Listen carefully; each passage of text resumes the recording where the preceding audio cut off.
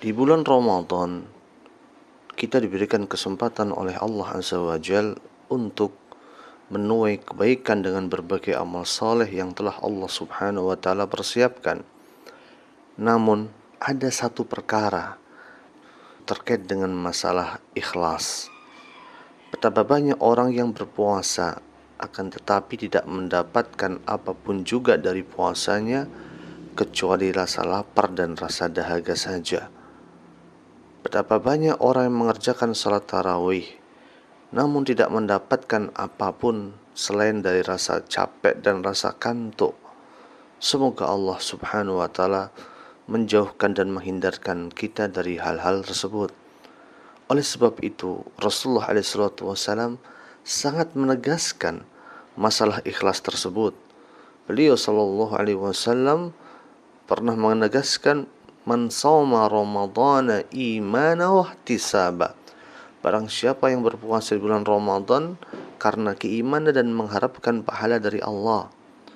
Atau dalam riwayat yang lain, man qama ramadhana imana wa ihtisaba.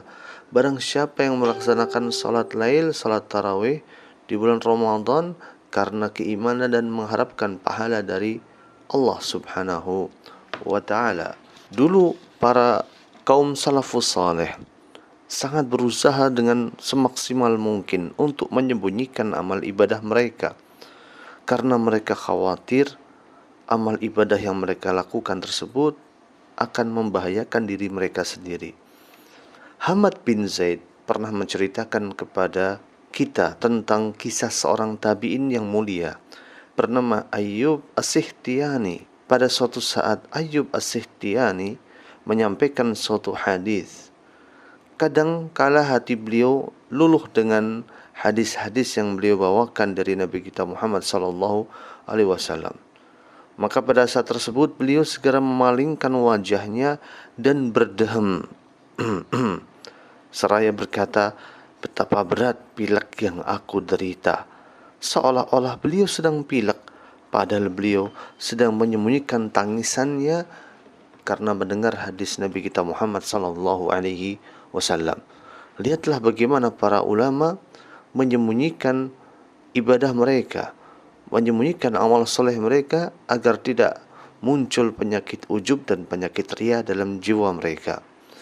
Disebutkan juga bahwa Muhammad bin Wasi' pernah berkata, aku telah berjumpa dengan para kaum salaf. Di antara mereka ada yang tidur satu bantal dengan istrinya.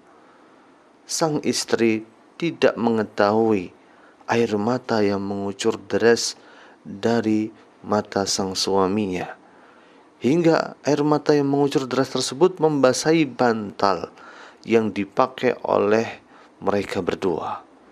Aku juga bertemu dengan sebagian mereka yang menangis bercucuran air mata ketika berada dalam shaf salat mereka. Namun hal tersebut tidak diketahui oleh orang yang berada di sampingnya. Disebutkan juga dari seorang tabi'in, Ayyub As-Sikhtiyani, yang senantiasa mengerjakan salat malam. Dan beliau menyembunyikan amalan tersebut hingga pada waktu subuh beliau mengangkat suaranya seolah-olah beliau baru bangun tidur di kala itu, supaya orang-orang tidak mengetahui bahwa beliau semalaman suntuk melakukan salat malam. Dan disebutkan oleh Ibnu Abi Adi bahwa dia berkata bahwa Daud bin Abi Hind senantiasa berpuasa selama 40 tahun. Tetapi Daud bin Abi Hind senantiasa menyembunyikan puasanya, dan hal tersebut tidak pernah diketahui oleh keluarganya. Daud bin Abi Hind ini adalah seorang penjahit. Beliau senantiasa di pagi harinya membawa bekal makanan untuk makan siang di tempat kerjanya. Namun di perjalanan beliau menyedekahkan makanan tersebut hingga beliau kembali pada sore harinya di tengah keluarganya dan berbuka puasa di tengah keluarganya.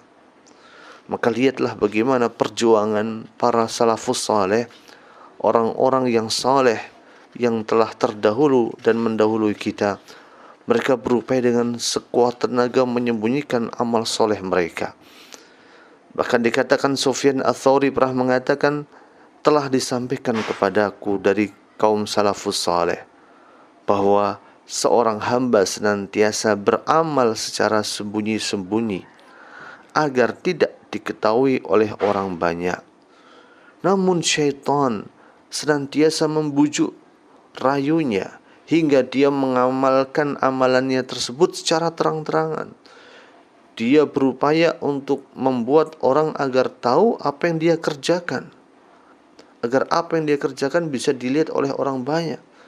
Demikianlah syaitan terus menggodanya hingga dia senang agar amalannya dipuji oleh orang lain, dan akhirnya dia terbiasa beramal karena riya. Dan pada akhirnya dia akan menjadi orang yang terbiasa beramal untuk mencari pujian dari orang lain. Dan pada akhirnya dia tidak akan beramal kecuali dia mendapatkan potensi-potensi pujian dari orang lain. Semoga Allah Subhanahu wa taala menjaga niat-niat kita, dan semoga Allah Subhanahu wa taala senantiasa membimbing kita di atas jalan yang lurus.